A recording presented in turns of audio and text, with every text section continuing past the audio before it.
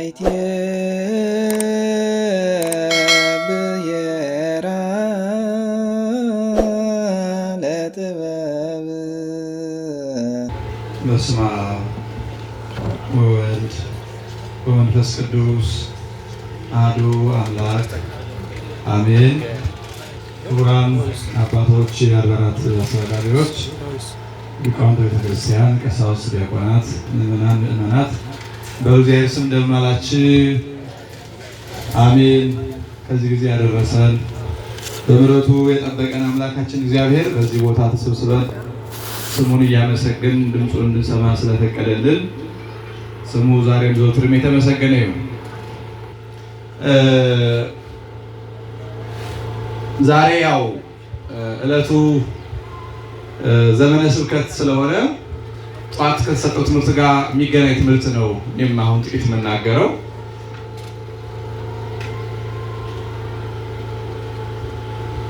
አሁን ትከተሉኛላችሁ። እኔ የምለው ኢየሱስን በሉ አገኘ ነው። እስኪ ድገሙ። ኢየሱስን በሉ አገኘ ነው። አላገኘ ነው እንዴ? አግኝተነዋል። የባህርይ አምላክ የዓለም ፈጣሪ የዓለም ጌታ ዓለምን ፈጥሮ የሚገዛ የሚመግብ ዓለምን በሞቱ ያዳነውን የባህርይ አምላክ ጌታችን አምላካችን መድኃኒታችን ኢየሱስ ክርስቶስን አግኝተነዋል። በዮሐንስ ወንጌል ምዕራፍ 1 ቁጥር 45 ላይ ነው የሚገኘው። ጠዋት መምህራችንም ሲናገሩ ሰምታችኋቸው ይሆናል። ፊልጶስ ናትናኤልን ሲጠራው ኢየሱስን አገኘ ነው ብሎ ነው። ግን የት እና እንዴት መቼ እንዳገኘ ነው ግን ማየት ያስፈልጋል። እኔ እሱን ማሳየት ስለፈለኩ ነው። ክርስቶስ ማስተማር ሲጀምር ነው ይሄ ቃል የተነገረው። ማስተማር ጀምሮ ና ተከተለኝ እያለ ጴጥሮስን፣ እንድርያስን፣ ፊልጶስን፣ ዮሐንስን፣ ያዕቆብን እየጠራ ሳለ ከዛ በኋላ የሰማው ደግሞ ያልሰማውን ስለሚያሰማ ፊልጶስ ሄዶ ናትናኤልን ና ኢየሱስን አገኘ ነው አለው። ከዛ በኋላ ዘርዝሮለታል። ነቢያት ትንቢት የተናገሩለት ምሳሌ የመሰሉለትን እሱን አገኘ ነው ና ብሎ ያው ከጌታው አገናኝቶታል። ግን መቼ ነው እኛ ያገኘ ነው?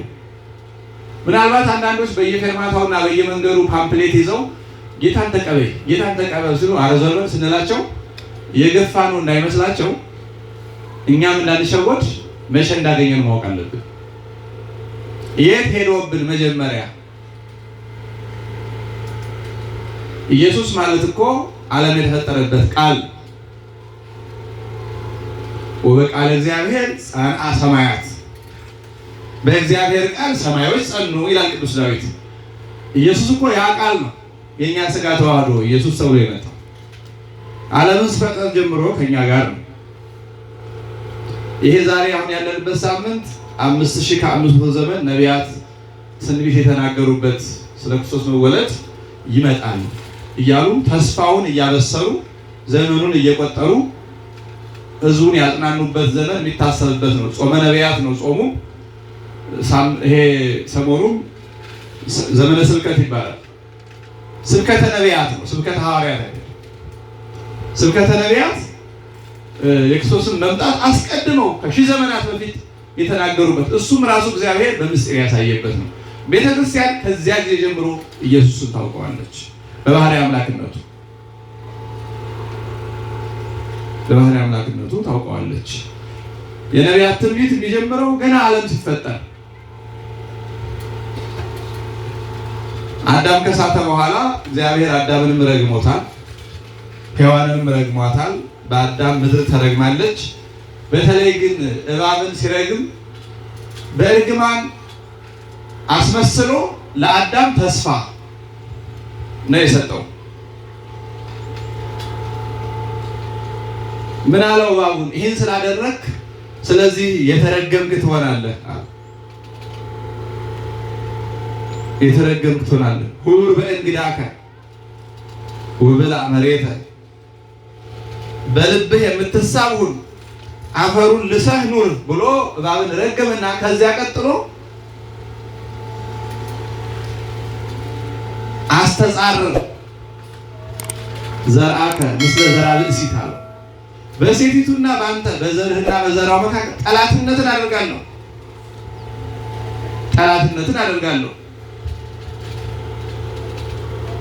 ውእቱ ይቀጠቅጥ ሰኮናከ እሱ ራስን ይቀጠቅጥሃል። ወአንተኒ እቀብ ሰኮናሁ ወአንተኒ እቀቢ ሰኮናሁም። አንተ ሰኮናውን እግሩን ትቀጠቅጣለህ፣ እሱ ግን ራስን ይቀጠቅጣል። ራሱን ከተመታና እግሩን ከተመታ ፈጥኖ የሚሞተው ማንኛው ነው?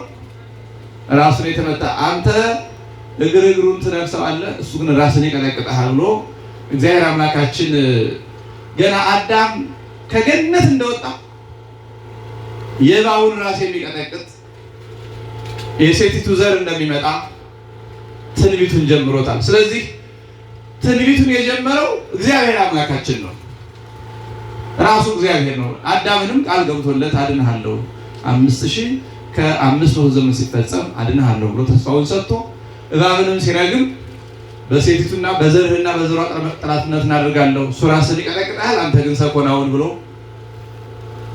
የመጀመሪያውን ትንቢት የተናገረው ራሱ እግዚአብሔር። ከዚያ በኋላ ግን ዘመኑ ረጅም ስለሆነ ህዝቡ ተስፋ እንዳይቆርጡ እግዚአብሔር አልፎ አልፎ ከህዝቡ መካከል ለአንዱ ለሁለቱ ከሴቶቹም ከወንዶቹም እያስነሳ የሚሆነውን ገና ክርስቶስ እንዴት እንደሚወለድ እያሳየ፣ ክርስቶስ እንዴት እንደሚጠመቅ እያሳየ፣ ክርስቶስ እንዴት እንደሚሰቀል እያሳየ፣ ክርስቶስ እንዴት ሞትን ድል አድርጎ እንደሚነሳ፣ ክርስቶስ እንዴት እንደሚያርግ ገና አስቀድሞ አልፎ አልፎ ከህዝቡ መካከል ለአንዱ ለሁለቱ እየገለጸ እነዚያ ደግሞ ህዝቡን ያጽናናሉ። እኔ እንዲህ ሲሆን አየሁ፣ ስለዚህ እግዚአብሔር የተናገረው ቃል አይቀርም፣ በርቱ፣ ጽኑ እያሉ ትንቢቱን ቀጠሉ። ለዚህ ነው ቅዱስ ጳውሎስ በዕብራውያን መልእክቱ ምዕራፍ 1 ቁጥር 1 ላይ በብዙ ነገር በብዙ መክፈት ኃይዳ እግዚአብሔር ለአበዊነ በነቢያቲሁ ትካት፣ እግዚአብሔር አምላካችን ከመወለዱ በፊት ሰው ከመሆኑ በፊት በብዙ ምሳሌ በብዙ ህብረ ትንቢት ለአባቶቻችን በነቢያት ተናገረ ይላል። በልዩ ልዩ ምሳሌ ነው። ከዚህ መካከል የጎላውን ለማየት በትንቢት እንዲህ አድርጎ እሱ ራሱ የመጀመሪያውን ትንቢት ጀመረ። ከዚያ ቀጥሎ ሙሴን በደብረ ሲና አንድ የተለየ ነገር አሳየው። ሙሴ ከፈርዖን ሸሽቶ በፈርዖን ቤት እየበላው እየጠጣ ፈጣሪን ከምክድ ብሎ ጠፍቶ ወደዚህ ወደኛ ሀገር መጥቶ ከፈርዖን ሸሽቶ በግብፅና በኢትዮጵያ ድንበር አካባቢ ያኔ በነበረው በኮሬብ እና በሲና ተራራ በግ ሲጠብቅ አዲስ ነገር አሳየው። ሲና የሚባለው ተራራ ላይ ለምለም ቅጠል፣ ደስ የምትል ለምለም ቅጠል ግን እንደ ጧፍ ትበራለች፣ እሳቷ ይንቦገቦጋል። ቅጠሏ ደግሞ ምንም አልሆነም። እንግዲህ እንደምታውቁት እሳት ቅጠሉን ሲሆን ያቃጥለዋል፣ ካልሆነ ጥውልግ ያደርገዋል አይደል? አለዛ ቅጠሉ ከበረታ ደግሞ እሳቱን ያጠፋዋል። ያቺ ግን ቅጠሏ ልምልም እንዳለ እሳቱ ሰፍሮባት ይንቦገቦጋል። ወይ ቅጠሉ አይጠወልግ አይቃጠል፣ ወይ ደግሞ እሳቱ አይጠፋ። ሙሴ በጎቹ እየጠበቀ አሻግሮ ነው ያየው። ወይ ይሄ ነገር በጣም የሚገርም ነው ብሎ በጎቹን አንድ የሆነ ቦታ ሰጥቶ እየሮጠ ወደ ተራራው ሊወጣ ሲል ሌላ ነገር ጨመረለት። ሙሴ ቦታው ቅዱስ ስለሆነ ከነ ጫማህ አትግባ፣ ጫማህን አውጣ አለው። አሁን ተጨማሪ ነገር፣ ስለዚህ የሆነ ተራ እሳትና ተራ ቅጠል አይደለም ማለት ነው የሚያሳየው እንጂ በየምድጃው ከነ ጫማችን እንገባለን አይደለ? በየጫካው እንገባለን ማንኛውም። አሁን ግን እያሳየው ያለው መለኮታዊ ምስጢር ስለሆነ ጫማህን ከእግርህ አውጣ አለው። ሙሴም እንደታዘዘው ወገቡን ታጥቆ ጫማውን አውልቆ እየሰገደ ሲቀር ልክ በርቀት እንዳየው ቅጠሉ ለምለምነቱ አልቀነሰ፣ እሳቱም መንቦጎጉ አልቀነሰ። እሳቱ የተንቦገቦገ ቅጠሉም እንደለመለመ ረጅም ሰዓት አየ። ከዛ በኋላ እስራኤልን ከግብፅ እንዲያወጣ ዕለታዊ ብዙ ትእዛዝና መመሪያ ተሰጠው። ይሄ ነገር ከስንት ዘመን በኋላ የሚፈጸም ምስጢር ነው። ለምን? ዓለምን ያዳነው ክርስቶስ ነበልባለ እሳት መለኮት ከድንግል ማርያም የነሳውን ሐመልማል የተባለውን ሥጋ ተዋህዶ ነው። ያ ቅጠሉ እሳቱን እንዳላቃጠለው ድንግል ማርያምን ነበልባለ እሳት አላቃጠላትም። እንደለመለመች ናት። ማኅተመ ድንግልናዋን አላጠፋም። ከሷም የከፈለው ሥጋ ከእሳተ መለኮት ጋር ሲዋሃድ መለኮት ሥጋን ሳያጠፋው ሳያረቀው፣ ሥጋ ደግሞ መለኮትን ሳያገዝፈው መለኮትና ሥጋ ተዋህደው ነው ዓለምን ያዳነው ክርስቶስ። ክርስቶስ ማለት የተዋህደ ማለት ስለሆነ ሥጋን የተዋህደ አምላክ ማለት ነው። ተመልከቱ፣ እግዚአብሔር አምላካችን እንዲህ አድርጎ አሳይቶናል። ያን ጊዜ ኢየሱስን በደብረ ሲና አግኝተነዋል። ይሄንን ነው ፊልጶስ ረከብናሁ ለኢየሱስ፣ ኢየሱስን አገኘነው። ዘበንቲያው ተነበየ ሙሴ በኦሪት አለ። ሙሴ በኦሪት ተናገረለት። ሙሴ ደብረ ሲና ላይ ሲያየው እኛ ክርስቲያኖች በሙሴ አይን አይተነዋል። ምክንያቱም እኛና ሙሴ አንድ አካል ነን። ቤተ ክርስቲያን ማለት በዘመነ ብሉይ የነበሩ ዛሬም ያለን አንድ አካል የሆንባት ረቂቅ ተዋህዶ ረቂቅ ህብረት ናት።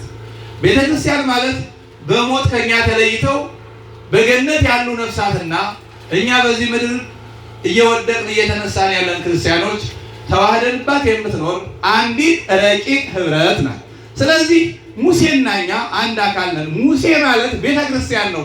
ቤተ ክርስቲያን ክርስቶስን ገና በትንቢት አይታዋለች በደብረ ሲና። ታዲያ ለምንድን ነው ዛሬ በየከማታውና አዲስ ኢየሱስ ተቀበል የሚለኝ ማንም መጥቶ? ክርስቲያኖች ልብ በሉ።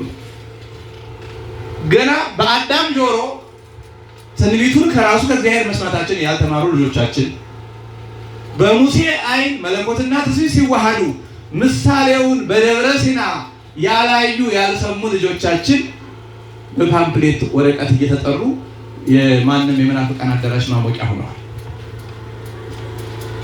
እንደ አዲስ ክርስቶስን ያገኙ እየመሰላቸው፣ እኛ ግን ከአዳም ጋር አግኝተነዋል። ትንቢት ሲናገር በሙሴ አይን አይተነዋል። በደብረ ሲና ሐመልማል ከነበልባል ነበልባል ከሐመልማል ተዋህዶ በደብረ ሲና አይተነዋል። ስለዚህ እኛ ኢየሱስን አግኝተነዋል። አዲስ ሰባኪ አያስፈልግም።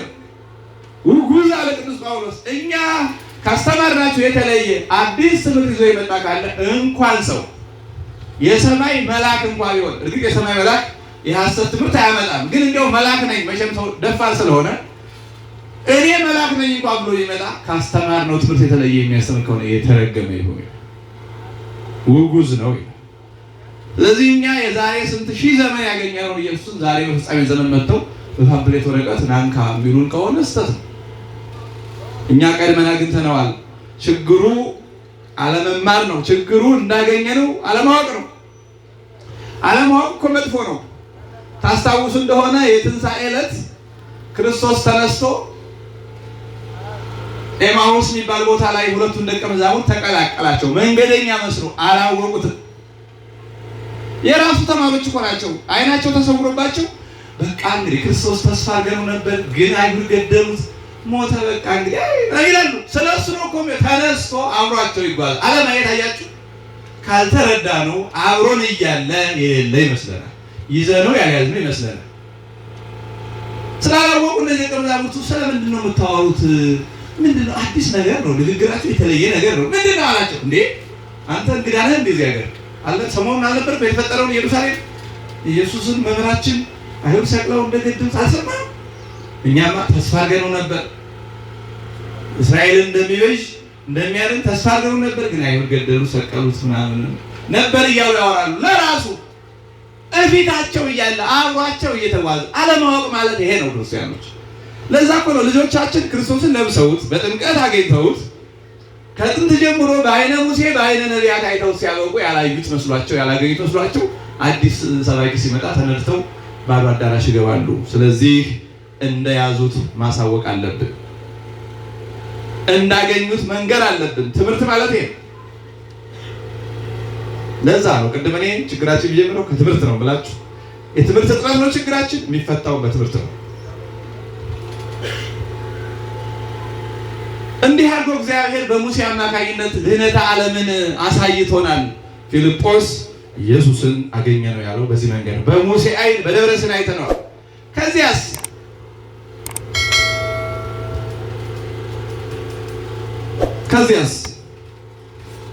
ዳንኤል እንዴት አድርጎ ነው የናቡከደነፆርን ህልም የፈታለት? ታሪኩ ረጅም ስለሆነ መተረክ አያስፈልገውም። ግን ናቡከደነፆር የሚባለው ንጉስ አንድ ህልም አየ። ህልሙ ምንድነው? እሱ እንዲህ ቆሟል። ንጉሱ በህልሙ ነው። ልብ ብላችሁ ወደ እኔ ተመልከቱ። ከኔ ፊት ምን አለ? ግን እንደው እስቲ አጋጣሚ የሚሆነው አይታወቅም። ይሄ ምን ይባላል? እስኪ ጥሩት በአንድ ስም። ብዙ ሰው ያውቀዋል ማለት ነው። ተመስገን ነው። አትሮንስ ነው። እስቲ አትሮንስ የእመቤታችን ምሳሌ ነው። መጽሐፍ የጌታ ምሳሌ ነው። መጽሐፍ ቅዱስ ጋር ይቀመጣል አይደለ? አትሮንስ የእመቤታችን መጽሐፍ የጌታ መጽሐፍ አትሮንስ ላይ ይገለጣል አይደለ? ክርስቶስ የተገለጠው በእመቤታችን ስጋ ነው። እና ይሄ አትሮንሱ ነው አይደል? ናቡከደነፆር እዚህ ቆሞ ከፊቱ አንድ አንገቱ ከራሱ በላይ የወርቅ ከዛ ደግሞ የብር ከዛ ደግሞ የነሐስ ከዛ የብረትና የሸክላ ምስል ከፊቱ ቆሟል። ሌሊት በህልሙ እኮ ነው እንዲህ ተፋጠዋል። ከዛ ከረጅም ተራራ ታላቅ ደንጊያ ተፈንቅሎ መጥቶ እጅ ሳይነካው ያንን ከፊቱ ያለውን ምስል ድቅቅ አድርጎት ተመልሶ ከቦታው ሲቀመጥ አየ። ያ ታላቅ ደንጊያ እኔን ጨምሮ የመታኝ መስሎት እሱን አልነካውም። ግን በጣም ስለደነገጠ በጣም የሚገርመው ሲነቃ ህልሙ ሁሉ ጠፋው። ህልም አይቼ ነበር ግን ምንድን ነው ያየሁት? በእርግጥ ከባድ ነው። እኛንም ምክንያቱም እንዲህ ቆመን ከረጅም ተራራ ታላቅ ደንጊያ መጥቶ ሄድን ፊታችን ያለውን አደቀቀው ማለት የማይደነግጥ ሰው የለም አይደል? ደንግጦ ህልሙም ጠፋው። የሚያውቀው ምንድነው? ህልም አይቼ ነበር ግን ያየሁት ምን ይሆን? እና እንትኖች አሉት ጠንቋዮች ነበሩት የሚቀልባቸው። እነሱ ሰብስበው በጣም ይገርምም አይቻለው ህልሙም ትዝ አይለኝም ትርጉሙም ትዝ አይለኝም ህልሙንም ትርጓሜውንም አምጡ አላቸው። ንጉስ መሆን መቼስ ችግር እንዳሻል እንደኛ እንዳንተ አብረን አልተኛን። አብሮ የተኛ እንኳን እንደ ህልም አያይም። ባይሆን ህልሙን ንገረንና ትርጉሙን እንቸገርበት፣ ህልሙንም ትርጓሜውንም ከየት እናመጣዋለን አሉ። እሱ ለካ የሚያስባቸው እንደዛ ነው። እኛም ሰው እኮ እንደዚህ ነው የሚሸው። አንዳንዴ ዝም ብሎ በየአታላዩ ቤት እየሄደ አምላክ ያደርጋቸዋል ፍጡራን። እንዲህ አይደረግም። ሰውን በሰውነቱ ለምን ነው የምንቀበለው? ከዛ በኋላ ጭራሽ ተረሳይቶ ነው ግደሉልኝ እኔ ይሄን ታደርጋላችሁ ብዬ እኮ እስከዛሬ እኮ አምን ነበረ። ኧረ እኛ አንችልም፣ እንደዚህማ አንችልም አሉ። ኑ በሏቸዋል። ሰዱና በሰይፍ ፍጃቸው አለው ወታደሩ። ነቢዩ ዳንኤል ተማርኮ እዚህ ሀገር ነው ያለው። በትምህርቱ ጥሩ ውጤት ስላመጣ ከምርኮኝነት ይልቅ ተሿሚ ሆኖ የንጉሱ ወዳጅ ሆኖ ነው የሚኖረው። በዛ መንገድ ላይ ያገኘው እያንጋጋ ሊገላቸው ሲወስዳቸው የት ነው የምትወስዳቸው? አይ ንጉሱ ህልም አይቶ እሱ የሚፈልገው ህልሙንም ትርጓሜውንም ነው። በቃ ጠፋው ፍጃቸው ብሎኛል። አንተም ቁጥርህ ከነሱ ስለሆነ ይሄን ካልመለስ አብረህ ትሞታለህ፣ እናንተ ትሞታላችኋል። እንዴ ቆይ እንጂ ንጉስ ፍርዱ ለምን ፈጠነ? እስቲ በቃ ቀን ስጠኝ፣ እኔ የንጉስ ህልሙን እነግረዋለሁ። በእግዚአብሔር ያመነ ሰው በትምህርት አይገኝም ማለት ህልም እኮ እንኳን ትርጓሜውን ራሱን ህልሙ ማየት ዛሬ ህልም ያለው ሁለተኛ ሰው አንድ ህልም አያይም። ሳያስበው ነው። ህልም በእኛ ትእዛዝ የሚሆን ነገር አይደለም። ዳንኤል ግን ጽኑ ሰው ነው፣ የእግዚአብሔር ሰው ነው፣ ከፈጣሪው ጋር ያለ ሰው ስለሆነ ግድ የለም አትግደላቸው፣ 3 ቀን ብቻ ይስጠኝ እኔ እነግረዋለሁ አለ። ከዛ በኋላ መልእክት ላከ ወደ 3 ደቂቅ እንዲህ ያለ ችግር ተፈጥሯል፣ ጸልዩ፣ እዘኑ፣ አልቅሱ። ዳንኤል በአንድ ቦታ ይጸልያል፣ ያለቅሳል። 3 ደቂቅ ያዝናሉ፣ ያለቅሳሉ። ሲጸልዩ በሶስተኛው ቀን መጣ ዳንኤል። ንገሩልኝ እኔ ህልሙን እነግረዋለሁ ይጀምርቻለሁ አለ። የሚገርም እኮ ነው። እና ፍች ይፈለጋል። አሁን ህልም ከየት ይመጣል? ያ ማለት እኮ የናቡከደነፆርን ህልም እግዚአብሔር መልሶ ለዳንኤል አሳየው ማለት ነው። ህልሙን አሳየው። ከዛ ገባ። ሲያየው ብልጣሶር ነው። ብልጣሶር ብሎ ስም አውጥቶለታል። ያው ለሱ ባሪያው ስለሆነ ተገዢው ስለሆነ የተገዥነት ስም ማውጣቱ ነው። ስም አውጥቶለት ከዛ አንተ ነህ በንቀት ቋንቋ ማለት ነው አንተ ነህ እኔን መንገድ የምትችለው አለው። ንጉስ ህልምን እኮ የሚተረጉም እግዚአብሔር የገለጸለት ነው። ማን የገለጸለት? ይሄ ንጉሥ ደግሞ እግዚአብሔርን አያውቅም። እግረ መንገዱን ዳንኤል ፈጣሪውን እየሰበከ ነው። ፈጣሪውን እየገለጸ ነው። ሰለስቱ ደቂቅ ለምስል አንሰግድም ብለው ፈጣሪያቸውን ሰብከዋል። ዳንኤልም ደግሞ በዚህ መንገድ ፈጣሪውን ሰበከ። በስደትም ቢሆን ማለት ነውና ህልምን የሚተረጉም እግዚአብሔር የገለጸለት ነው። ይሄ በእውቀት በጉልበት በምናምን የሚሆን አይደለም ማለት። እስኪ በልግድ የለም ስትነግረኝ አውቀው የለም ወይ ስትነግረኝ አውቀው ይሄ ግን ጠፋኝ ነው እንጂ ሌላ ውሸት ብትነግረኝ እለየዋለሁ። ያየሁትና ያላየሁትን እኔ መጀመሪያውን አውቀዋለሁ። ስለደነገጥኩ ነው። ግድ የለም ስትነግረኝ እለየዋለሁ። በትክክል ከህልሙ መጀመሪያ እንዴት እንደተኛ ጭምር ማታ እንዲህ ያልክ ሰገነት ስትመላለስ ነበር። አዎ እንዲህ ያለ ምኞት በልብ ምኞትን ጭምር ለካ ያውቃል። አሁን ምኞት የሚያውቀው የሚገርመው ምኞት ሰይጣን ራሱ ያውቃል። ምኞታችን ካልተናገርነው ሰይጣን ያውቀው። በልብ ያለ አያውቅም ሰይጣን። መንፈስ ቅዱስ የሚገልጽላቸው ብቻ ናቸው። ሰይጣን የሚያውቀው ወይ በድርጊት ወይ በቃል የተነገረ ነው። እና ቅዱሳን ብዙ ጊዜ በቃላቸው ያልሆነ ነገር እየተናገሩ ሰይጣንን ይሸውዱታል። እና አባ ታድራ እና አባ ሉቃ የሚባሉ ባህታውያን ሰይጣን ባለበት ገዳም ሊፈትናቸው እንዳሰበ ሲያውቁ በቃ ዘንድሮ እንግዲህ ክረምቱን ሄደን እዛ ታች በረሃ እየሰገድን እየጸለይን ሰይጣንን እንቀጠቅጠዋለን ሲሉ ቀድሞ ሄዶ እዛ ተቀመጠ። ክረምቱን ብቅ አላሉም እነሱ። የተነገረ ብቻ ነው የሚያውቁ። እዛ በኋላ በጋው አለፈ። በጋውንም ክረምቱን ስንት ዓመት ሙሉ ሰይጣንን እያሉ ይጫወቱበታል። ምክንያቱም ሰይጣን የተነገረ እንጂ የታሰበ አያውቅም። እና ብዙ ነገር መለፍለፍ ጥሩ አይደለም። ለዛ ነው እንኳን መጥፎ ነገር በጎ ነገር ቀድማችሁ ተናገሩ ይላል ሰይጣን እንዳያሰናክል። ስለዚህ ዳንኤል ምኞት ጭምር ገልጾለታል። እንዲህ ማታ ተመኝታል ነበር ከመተኛት በፊት? አዎ ተመኝቼ ነበር። ከዚህ በኋላ ተኛ። ከፊትህ እንዲህ ያለ ምስል አየህ። አንተም እሱን ቁማችሁ ነበር። የሆነ ድንጋይ መጥቶ አደቀቀው። ትክክል በቃ ህልሙ ይሄ ነው አለ። አገኘህ፣ ህልሙ ይሄ ነው ተርጉምልኛል። የህልሙን እርግጠኝነት ሲቀበለው ትርጓሜውን ጀመረ። ትርጓሜው ለጊዜው በዚያ ዘመን የሚሆን ነው። ሰውየው ይመኝ የነበረው ከኔ በፊት ከኔ ቀጥሎ ማን ይነግሳል አይነት የቀጣይ የንግስና ጉዳይ ስለሆነ ካንተ ቀጥሎ የሚነግሰው ይሄ ራሱ የወርቅ የሆነው ከዛ ቀጥሎ ደረቱ አንገቱ የብር የሆነው ገሌ ምናምን እያለ የሚነግሱትን የፋርስ የቂሮስ የጽር የምናምን ነገስታት በቅደም ተከተል ነገረው። ፍጻሜው ግን ምንድነው? ይሄ የተቀላቀለ ምስል በዚህ ዓለም የምንኖር የሰው ልጆች የመላእክት ደቂቀ አዳም የምናምን ምሳሌ ነው።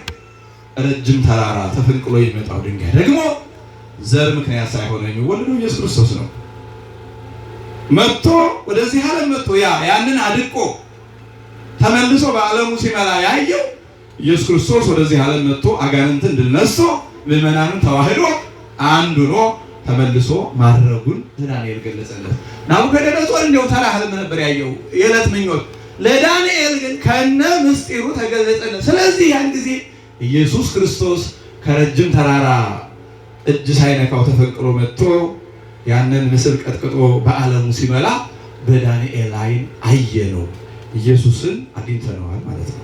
ስለዚህ ኢየሱስን አላገኘነው፣ አግኝተነዋል። ዳንኤልና እኛ እኮ አንድ አካል ነን በቤተ ክርስቲያን። የዘመን ርቀት፣ የቦታ የጊዜ የምናምን የሚባል የለም በቤተ ክርስቲያን። ጥንት የነበሩት ዛሬ ያለነው አንድ አካል ነን። አሁን ቤተ ክርስቲያን ሲታነጽ መሰረት ድንጋይ ታች የሚሆን ድንጋይ አለ አይደል? መሀል ላይ የሚሆን ድንጋይ አለ፣ ከዛ ላይ የሚሆን ድንጋይ አለ። ሁሉም ግን ምንድን ናቸው? ቤተ ክርስቲያኑ አካል ናቸው። እንደዛ ነው ጥንት የነበሩ። እኛም አምነን ስንጠመቅ አንድ አካል ነን በክርስቶስ። ስለዚህ በዳንኤል ዓይን ክርስቶስን አይተነዋል። ከረጅም ተራራ ታላቅ ድንጋይ መስሎ መጥቶ ሰይጣንን ድል ነስቶ በዓለሙ ሲመላ አይተነዋል። ትንቢተ ዳንኤል ማየት ትችላላችሁ። ይህንን ነው ፊልጶስ የመሰከረው። ስለዚህ ቤተክርስቲያን ከዚያ ዘመን ጀምሮ ክርስቶስን አይተዋለች። ለኢሳይያስ የተገለጸለት ከዚህ በተለየ መንገድ ነው። እመቤታችን በድንግልና ጸንሳ በድንግልና ስትወልድ አሳየው ለኢሳይያስ። ከዚያ በኋላ ነቢዩ ኢሳይያስ እነሆ ጌታ ራሱ ምልክት ይሰጣችኋል አለ። ምልክት ምልክት እንግዲህ የተለየ ማለት ነው አይደል? አሁን እዚህ መካከል ወደ እናንተ እጣቴን እየጠቆምኩ ነጠላ የለበሰች እናት ብል ምልክት ይሆናል? ሁሉም ለብሷል። ስለዚህ ምልክት የሚሆነው ምንድነው? የተለየ አይደል? ጌታ እግዚአብሔር ራሱ ምልክት ይሰጣችኋል። ምልክት ማለት ልዩ ስለሆነ ምን አለ ቀጥሎ? ድንግል በድንግልና ጸንሳ ትወልዳለች። ይሄን አሳየው ለኢሳይያስ። በኢሳይያስ አይን ድንግል ማርያም ክርስቶስን በድንግልና ጸንሳ በድንግልና ስትወልድ ያየን ሰዎች ነን እኛ ኦርቶዶክሳውያን። ስለዚህ ኢየሱስን አላገኘነው? አግኝተነዋል። ለሕዝቅኤል ደግሞ በተለየ መንገድ የተገለጸለት ነቢዩ ሕዝቅኤል ወደ ደብተራ ኦሪት ወደ ኦሪቱ ቤተ መቅደስ ሊገባ እነሱ የሚገቡት ከምስራቅ ወደ ምዕራብ ነው እና ሊገባ ሲል ከወደ ኋላ አንድ ድምፅ አሰማው። ወልደ ባለሙያው ተመየጥ መንገለ ከኋላከ ወደ ኋላ ዙር አለው። ዞር ሲል እሱ ቤተ መቅደስ የሚያውቀው ቤተ መቅደስ ሊገባ ሲል ዞር ሲል ሌላ ቤተ መቅደስ አልነበረም። ከዛ አካባቢ ሌላ ቤተ መቅደስ አሳየው። እዚህ ቦታ ደግሞ ማን መቼ የተሰራ ቤተ መቅደስ ነው? የማን ነው? በጣም ይገረማል። እና ቁሞ ሲገረም ጭራሽ የተለየ ነገር ቀይ ጎልማሳ መጥቶ ቤቱ እንደተቆለፈ ነው። እንደተቆለፈ ገባ። ቁልፉን አልከፈተ፣ በር አልከፈተ፣ በር አልሰበረ፣ መኮታት እንደተቆለፈ ገባ ከቤተ መቅደሱ። ዳንኤል ይሄንማ ጉዱን ማነው ሕዝቅኤል ይሄን ጉድ ሳላይ የትም አልሄድም ብሎ ቁሞ ያያል። አሁንም ያ ቀይ ጎልማሳ በር ክፈቱልኝ ሳይል ሳያንኳኳ ሳይሰር ቁልፉ ሳይነካካ በሩ እንደተቆለፈ ውጥታ አለ። ግራ እንዳይገባው አብራራለት። ይሄ ቤት ለዘላለም እንደተዘጋ ይኖራል። የገባው ቀይ ጎልማሳ ማን ይሆን እያለ እንዳይጨነቅ የኃያላን ጌታ እግዚአብሔር ገብቶበታልና ለዘላለም እንደተዘጋ ይኖራል። ትንቢተ ኢሳይያስ ምዕራፍ 44 ሕዝቅኤል ምዕራፍ 44 ላይ ያለ ያቺ የታተመች መቅደስ ማናት? እመቤታችን። ያ ቀይ ጎልማሳ ማን ነው? ኢየሱስ ክርስቶስ። አላገኘነው? በተዘጋው መቅደስ እንደተዘጋ ገብቶ እንደተዘጋ ሲወጣ ኢየሱስን አላገኘነው? አግኝተነዋል። ከሕዝቅኤል ጋር ሆነን ሕዝቅኤልና እኛ አንድ አካል ነን።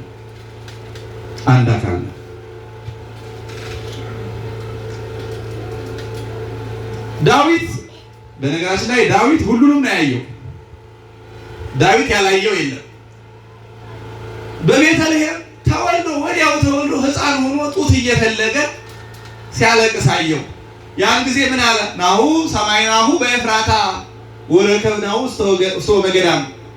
በዚያ በዋሻ ተኝቶ እንደ ሕፃን ሲያለቅስ ሰማ ነው አለ። ለዳዊት ደግሞ ያሳየው እንደ ሕፃን የሕፃን ልቅሶ እያሰማ ጡት እየፈለገ ሲያለቅስ ቤተልሔም ዋሻ ውስጥ እንደሆነ አሳየው ለቅዱስ ዳዊት። ስለዚህ ዳዊት ምን አለ? በቤተልሔም በዋሻ ተኝቶ እንደ ሕፃን ሲያለቅስ ሰማ ነው አለ። ስለዚህ የዳዊት ዓይን ዓይናችን፣ የዳዊት ጆሮ ጆሮአችን ነውና ኢየሱስ ክርስቶስ ተወልዶ በቤተልሔም ዋሻ በዳዊት ዓይን አይተነዋል፣ በዳዊት ጆሮ ሰምተነዋል። እንዲሁ ለጉራ አይደለም ረከብናሁ ለኢየሱስ ምንለው ከዳዊት ጋር አይተነው። ዳዊት ግን ይሄን ብቻ አይደለም ያየው። በጣም ነው የሚገርመው። ሲወለድ በዚህ መንገድ አሳየው። ከዚያ በኋላ ደግሞ ሲጠመቅ የዮርዳኖስ ውሃ ቁልቁል የሚወርደው የዮርዳኖስ ውሃ ከመሃል ላይ ተቋረጠና ታችኛው ወደዚያው ሄደ፣ ላይኛው ደግሞ ወደ ኋላ ተመለሰ። ከዛ ትንቢት ተናገረ ዳዊት። ባህርኒ ሬት ወየት ዮርዳኖስኒ ገባ ድህሬሁ። ውሃይቱ አይታ ሸሸች። ወደ ታች የሚሄደው ወደዛው ሄደ። ቁልቁል ይወርድ የነበረ ወደ ኋላ ተመለሰ፣ ሸሸ አለና ቀጥሎ ምን አለ? ምን ተኮንኪ ባሕረ ዘጉየኪ ባይ ምን ነሽ ሸሸሽ? ወአንተኒ ዮርዳኖስ ዘገባይከ ድህሬከ። አንተ የዮርዳኖስ ወራጅ ውሃ ወደ ኋላ የተመለስ ምን ሆነ ነው እያለ ያደንቃል። ምክንያቱም ክርስቶስ ሊጠመቅ ወደ ዮርዳኖስ ሲገባ የተፈጸመውን ታምር አሳየው። ስለዚህ ጥምቀቱን ተናግሯል ዳዊት። ከዳዊት ጋራ በዮርዳኖስ ሲጠመቅ ጌታ ሲጠመቅ ዮሐንስ ሲያጠምቅ ዮርዳኖስ ሲሸሽ በዓይናችን ያየን ሰዎች ነን እኛ። ዳዊት አካላችን ነው። ይሄ ብቻ አይደለም። ዳዊት ክርስቶስ በቀራንዮ የተቀበለውን መከራ በሙሉ አይቶታል። ተናግሮታል። መቼም አብዛኛው ሰው መዝሙረ ዳዊት ይጸልያል ብዬ ያስባለሁ። መዝሙር 121ን እስኪ እዩት። መዝሙር 121 ብዙ መከራው ይናገራል። በብዙ ቦታ መከራውን ገልጾታል። ኢሳይያስን ገልጾታል። ቀን መጀመሪያ ወሐዙኒ ማህበሩ አገቱኒ ከለባት ብዙሃን አይሁድ ጌታችን ሊይዙ ሲከቡት ገለጸለት ለዳዊት። እንግዲህ ተመልከቱ፣ ይሄን ሁሉ የሚያዩት ታዲያ ከስንት ሺህ ከአእላፈ እስራኤል መካከል አልፎ አልፎ አንዳንድ ሰው ነው። ያንን ለህዝቡ ይነግሩና ህዝቡን ያጽናኑታል፣ ህዝቡ ተስፋ እንዳይቆርጥ። ስለዚህ አይሁድ ከበው ተረባርበው ሲይዙት ገለጸለት ለዳዊት። ምን ብሎ ተናገረ ዳዊት? አገቱኒ ከለባት ብዙሃን ወሐዙኒ ማህበሮሙ ለእኩያን። ብዙ ውሾች ከበቡኝ፣ ብዙ ውሾች ከበቡኝ፣ የክፉዎች ማህበርም ያዘኝ። ያዙ ተሰባስበው ሲይዙት ገለጸለት ለዳዊት። ከዛ ምን አለ? ወተካፈሉ አልባሴ ለርእሶሙ ወተዓጽኡ ዲበ አራዜ። ልብሴን ተከፋፈሉት፣ ቀሚሴን ዕጣ ተጣጣሉበት። አይቶታል ዳዊት። ትንቢት ማለት ይሄ ነው እኮ። አሁን የዛሬ ዘመን ትንቢት አካውንት እንዲህ ይሆናል፣ ፓስፖርት ይታደሳል፣ በዚህ ወር ይተላል፣ በዚህ ወር ይተላል የሚባል ትንቢት እንዴ! ትንቢት እኮ ዝም ብሎ አይነገር። ትንቢት በነገራችን ላይ ሰውየው እንደሚያውቅ ለማሳየት ትንቢት አይነገርም። የሰውየውን አዋቂነት ለማረጋገጥ ለነቢይነቱ ኤቪደንስ አይደለም ትንቢት የሚገለጸው፣ ለሆነ ትልቅ ዓላማ ነው ትንቢት። እንዲህ ስኮን ይታየኛል፣ እንዲያ ስኮን ይታየኛል። ይሄ የጠንቋይ ነው። ልምዱም ድምፁም ቃናውም የጠንቋይ ነው ይሄ። ስለዚህ የሚያሳያቸው እኮ እንዲሆን ነው። በቤተልሔም ሲወለድ ነው ያየው፣ በዮርዳኖስ ሲጠመቅ ነው ያየው፣ አይሁድ ሲይዙት ነው ያየው። በቀጥታ ነው ያሳየው። ሲሰቀል አሳየው። እጁን እግሩን ሲቸነከር ለዳዊት ገለጸለት አስቀድሞ። ከዛ በኋላ ምን አለ ዳዊት? በጣም ይገርማል። ቀነውኒ እደዌ ወእገሬ ወሆለቁ ኩሎ አይጽምቴ። እጄን እግሬን ቸነከሩኝ፣ አጥንቴን አንድ ሁለት ብለው ቆጠሩት። ምክንያቱም ጌታችን ተገርፎ ተገርፎ ተገርፎ ስጋው አልቆ መንገደኞች ሁሉ አጥንቱን ይቆጥሩት ነበር። አጥንቴን ሁሉ አንድ ሁለት ብለው የጎን አጥንቴን ቆጠሩት፣ እጄን እግሬን ቸነከሩኝ። አሁን ዳዊት በክርስቶስ ቦታ ነው የሚናገረው እንጂ ዳዊት እንዳልተሰቀለው ይታወቃል። ዳዊት ንጉሥ ነው፣ ማንም ሊሰቅለው የሚችል ሰው የለም። በሰላም መቼ እንደሞተ ይታወቃል፣ እድሜው ይታወቃል፣ መቃብሩ ይታወቃል። ዛሬ ድረስ ዳዊት አልተሰቀለም። ስለዚህ ዳዊት በክርስቶስ ቦታ ነው የሚናገረው፣ ክርስቶስን ተክቶ ነው እየተናገረ ያለው። ከዛ በኋላ መሰቀሉን ተናገረ በዚህ መንገድ። ኢሳይያስ ደግሞ ምን አለ? እኩያነ ህየንተ ሞቱ ወአበልተ ህየንተ መቅበርቱ። ኢሳይያስ እንግዲህ ምዕራፍ 53 ሙሉን የክርስቶስ ሕማም የተገለጸበት ምዕራፍ ነው። ኢሳይያስ ምዕራፍ 53 ከዛ መካከል መቃብሩን ዳዊት መሰቀሉን ሲገልጽ ኢሳይያስ ምን አለ? እኩያነ ህየንተ ሞቱ ወአበልተ ህየንተ መቅበርቱ። እኩያን ለሞቱ ይመጣሉ፣ አይሁድ ይገሉታል። ወአበልተ ህየንተ መቅበርቱ፣ ሊቀብሩት የሚመጡ ደግሞ ባለጸጎች ናቸው አለ። ዮሴፍና ኒቆዲሞስ ውድ ውድ ልብስ አምጥተው ሳይፈሩ ውድ ውድ ሽቱ ረፍርፈው ነው ጌታችን በዚያ ገንዘው የቀበሩት። ኢሳይያስ አቀባበሩን ተናገረ። ከዛ ዳዊት ምን አለ? በመዝሙር 77 ላይ ወተንሳ እግዚአብሔር ከመዘነቃ ነው ወከማህያ ለወዳገው። እግዚአብሔር ኢየሱስ ክርስቶስ ከእንቅልፉ እንደሚነቃ ሰው፣ ሰክሮ ከስካሩ እንደሚነቃ ሰው ከሞት ተነሳ። በግልጽ ነው የተናገረው። እንግዲህ ይሄ ሁሉ የተነገረበት ዘመን ነው። ዘመነ ጾመ ነቢያት፣ ስብከተ ነቢያት የሚባለው በጣም ብዙ ነው። በተለይ ነቢይ ኢሳይያስ በተስፋ ትንቢት ጌታ ሆይ ምን አለ ሰማዩን ቀደህ ብትመጣ ይላል። መኑ ያምነነ ቃለነ፣ ስለ አንተ ትንቢት ብንናገር ማን ያምነናል? ጽድቃችን እንደ መርገም ሆኗል፣ ማን ይቀበለናል? ሰሚ የለ። ምን አለ ሰማዩን ቀደህ ብትመጣ። ምኞታቸው ደግሞ ይሄ ልመናቸው። ዳዊት ፈኑ ዲከ ማርያም፣ ወድቀናል የሚያነሳንን እጅህን ከሰማይ ላክ እያሉ የተናገሩበት ዘመን ነው። እንዲህ ሲሉ ደግሞ እግዚአብሔር አልፎ አልፎ ለአንዱ ነቢይ፣ አልፎ አልፎ ለአንዲቷ ነቢይት፣ አልፎ አልፎ ለአንዱ ካህን እየገለጸ ያሳያቸዋል። ስለዚህ ይሄ ከ500 ዘመን ዓመተ ፍዳ ዓመተ ኩነኔ የሚባለው ዘመን ክርስቶስ ከድንግል ማርያም ተወልዶ ዓለምን እንደሚያድን አልፎ አልፎ በነቢያት እየተገለጸ ያለፈበት ዘመን ነው። ጊዜው ሲደርስ እንግዲህ የነቢያት ትንቢት በአጠቃላይ ብሉይ ኪዳን ትንቢት ነው። ከኦሪት ዘፍጥረት እስከ ትንቢተ ሚልክያስ የሚገኙት በሙሉ ዓላማቸው ትንቢት ነው። ታሪክ እንኳን ቢተርኩ የተለየ ታሪክ አይደለም የሚተርኩት። ክርስቶስ ከሱ የሚወለደውን የድንግል ማርያም የዘር ሐረግ ለማግኘት ነው። የአብርሃም፣ የይስሐቅ፣ የእስራኤል ምናምን ታሪክ የሚተረከው ዝም ብሎ አይደለም። የድንግል ማርያም የዘር ሐረግ በዚያ በኩል ስለሆነ ያንኑ ትንቢት ነው እሱ ራሱ። ከዛ ቅዱስ ጳውሎስ ምን አለ? ወአመ በጽሐ ዕድሜሁ ፈነወ እግዚአብሔር ወልዶ ተወልደ ብእሲት። ቀጠሮ ዕድሜ ማለት በግዕዝ ቋንቋ ሁለት ነው። ልብ በሉ። አናአ ታውቃላችሁ? አይኖአም ይባላል አይደለ? ክቧ ደግሞ ይቺ ከን የምትመስለው አለች አይደለ? አልፋዋ። ዕድሜ በአልፋዋ እንደ ከባለችው ዕድሜ ተብሎ ከተጻፈ በቃ የሰው ልጅ ዕድሜ ነው። ከተወለደ ድረስ እስካሁን ዕድሜው 20 ነው 30 ነው። በአይኖአ በክቧ ዕድሜ ተብሎ ከተጻፈ ቀጠሮ ማለት ነው። ለዛ ነው የግዕዝ ፊደላት አንዱ ቢቀነስ ችግር አለ የሚባል። ስለዚህ ቅዱስ ጳውሎስ ምን አለ? ወአመ በጽሐ ዕድሜሁ፣ ቀጠሮ ጊዜው ሲደርስ ፈነወ እግዚአብሔር ወልዶ ተወልደ ብእሲት፣ እግዚአብሔር ልጁን ላከ። ከምን ተወለደ አለ? ከሴት ተወለደ። ከምን ተወለደ? ስሟን አጥቶት ነው? ስሟ ጠፍቶት ነው?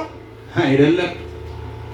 መነሻው ትንቢቱ ሲጀመር በሴቲቱና በአንተ በዘርህና በዘሯ መካከል ጠላትነትን አደርጋለሁ ብሎ ትንቢቱን ሴቲቱ ብሎ ስለጀመረው ያ ዘመን እንደደረሰ ያ ትንቢት እንደተፈጸመ ለማጠየቅ ድንግል ማርያም ማለት እየቻለ ቅዱስ ጳውሎስ እግዚአብሔር በትንቢት የተናገራት ሴት መጣች፣ ዘመኑ ቀጠሮው ደረሰ፣ ስለዚህ ከእመቤታችን ጌታ ተወለደ ሲል ከሴት ተወለደ ብሎ ኦሪት ዘፍጥረት ምዕራፍ 3 ያለችውና ገላትያ ምዕራፍ 4 ያለችው አንድ መሆኗን ቅዱስ ጳውሎስ በዚህ ነገረ።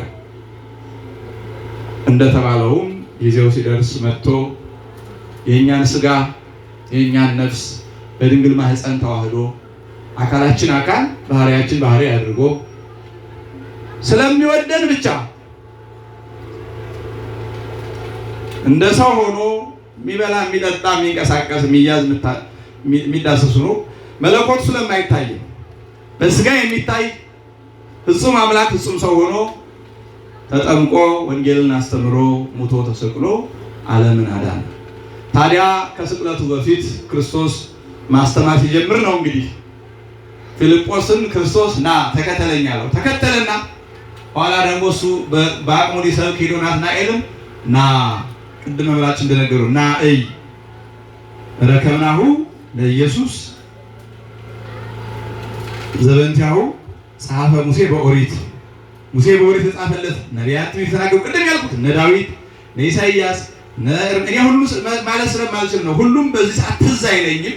ትዝ ቢለኝም በዚህ ሰዓት ሁሉን መናገር አይቻልም። ስለዚህ እነ ኢሳይያስ እነ ኤርምያስ እነ ሕዝቅኤል እነ ዳንኤል እነ ዳዊት እነ ሰሎሞን በሙሉ የተናገሩለት ኢየሱስን አገኘ ነው። ኢየሱስ ማለት መድኃኒት ማለት ነው። ምን ማለት ነው? መድኃኒት። ክርስቶስ ማለት ደግሞ ንጉሥ ማለት ነው።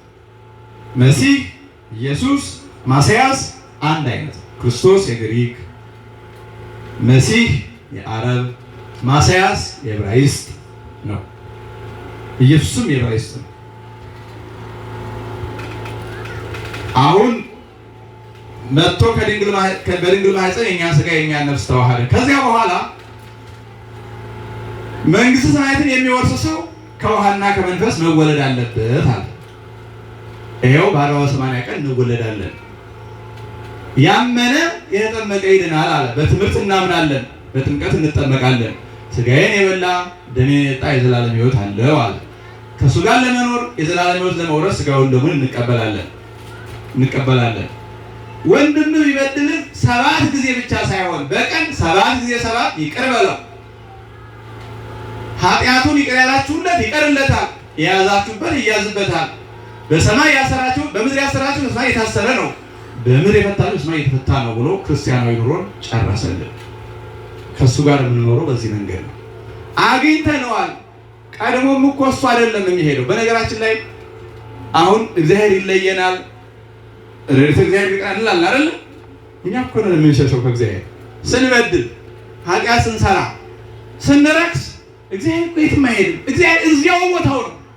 ፍቅሩ አይቀንስም፣ እዚያው ቦታው ነው። እኛንን የምንርቀው በቃ ኃጢአት ሰራን ማለት ሸሸን ማለት ነው። ከሱ እግዚአብሔር ወደ ኋላ ፈቅ አይልም። ስንበድለውም ወደ ኋላ አይልም። አንደኛ በዓለም የመላ ነው። ስለዚህ የምንለየው እኛ ነን። ንስሐ ስንገባም የምንቀርበው እኛ ነን እንጂ እሱ ከቦታው ነው። አይጠላንም። ስንበድልም ይወደናል። መቼ ይመለሱ ይሆን? መቼ ንስሐ ገብተው፣ መቼ የበደሉ ሰው ያቀሙ መልሰው የጣሉ ታርቀው፣ መቼ ስጋው ደግሞ ተቀብለው መተውልኝ ብሎ እጁን ዘርግቶ ነው የሚጠብቀን ክርስቶስ አባታችን። ግልጽ ነው። እጁን ዘርግቶ የሉቃስ ወንጌል ምዕራፍ 15 አንብቡት። እጁን ዘርግቶ ለምን እንዲህ አለሽ? ለምን ሰረክ? ለምን ቀማህ? ለምን ዘሞትክ? ምን አይደለም። እንኳን መጣህ ነው። ግን እኛ ጸናንበት፣ እኛ ጨከንበት፣ እኛ ራቅ ነው። አጥብቄ በጠራቸው አጥብቀው ከኔ ራቁ ብሎ በነቢዩ ሆሴዕ እንደተናገረው እኛ ርቀናል። አግኝተነው ነበር። ፊልጶስ እንደነገረን ክርስቶስ ለሁላችን ርኩብ ነው። አምኖ ለመጣ ሁሉ ይኸው በየሳምንቱ ስጋ ይቆረሳል፣ ደሙ ይፈሳል። ይኸው ካህናት ባሉ መስቀላቸውን ይዘው ሊናዝዙን፣ ከኃጢአት ሊያነጹን፣ በንስሐ ከአባታችን ጋር የጠፋን በጎቹን ሊያገናኙን እምቢ አልን እኛ። ታዲያ እንዴት ነው ክርስትና? ኢየሱስ ለሁሉ የተገኘ ነው። አግኝተነዋል። ከጥንት አዳም ሲፈጠር ጀምሮ እስከ ድንግል ማርያም መነሳት በትንቢት ከዚያ በኋላ በተፍጻሜቱ ክርስቶስን አግኝተነዋል። ግን እኛ እየሸሸን አስቸገርን። የኢትዮጵያ ኦርቶዶክስ ተዋሕዶ ቤተክርስቲያን አብዛኛው ምእመን ከኛ ጋር ነው እንጂ ከክርስቶስ ጋር አይደለም። ምእመናን እኔ ግልጹ ልንገራችሁ፣ ከኛ ጋር መሆን የትም አያደርሰንም። እኛ ከእናንተ ጋር፣ እናንተም ከኛ ጋር መሆን ምንም ጥቅም የለውም። ሁላችንም ከክርስቶስ ጋር መሆን ነው። ስጋው ደግሞ የማይቀበል ንስሐ የማይገባ ምእመን ከኛ ጋር ነው እንጂ ከክርስቶስ ጋር አይደለም። እኛ ብቻችን አንጽድቅ። ግልጽ ነው። በክህነታችን ስትጠቀሙ፣ ንስሐ ስትገቡ የሰዋነውን መስዋዕት ስጋውን ስትበሉ ደሙን ስትጠጡ ነው እንጂ እኛ ብቻችን አናጸድቅ።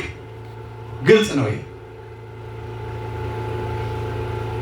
ስለዚህ ይህንን አሁን ያለንበትን የህይወት መንገድ መቀየር ያለብን ክርስቲያኖች በቃ ማለት ዙሩ ሰው ካልቆረበ ክርስቲያን አይደለም አይደል? ይሄ እንደዛ ያቀቁ ነው።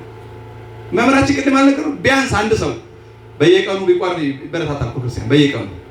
ግን ባለትዳር ሲሆን ደግሞ ቢያንስ በየ3 ቀኑ፣ በየ4 ቀኑ፣ በሳምንት አንዴ፣ ያም ባይሆን በ15 ቀን፣ በወር 2 ወይም አንዴ፣ በአመት 3 ጊዜ ካልተቀበለ በቃ አለቀ፣ ክርስቲያን አይደለም። ይሄ ሁሉ ሰው አሁን ስንት ጊዜ በአመት ይቀበላል? ይሰማል? ዳር ያላችሁ ይሰማል አይደል? ለሁላችሁም ይሰማል? ይሄ ድምጽ ያልደረሰበት የለም አይደል? በቃ አለቀ። የማይቆርብ ሰው ክርስቲያን አይደለም። ስለዚህ እባካችሁ ክርስቲያን ሁኑ። አምላካችን ክርስቲያን ያርገን። እሱ ለሁሉ የተገኘ ነው። ፊልጶስ እንዳለ ለሁሉ ይገኛል፣ በየፊታችን ነው። እጁን ዘርግቶ መቼ መተው ስጋዬን በልተው ደሜን ጠጥተው ተዋህጃቸው አክብሬያቸው እያለ እጁን ዘርግቷል።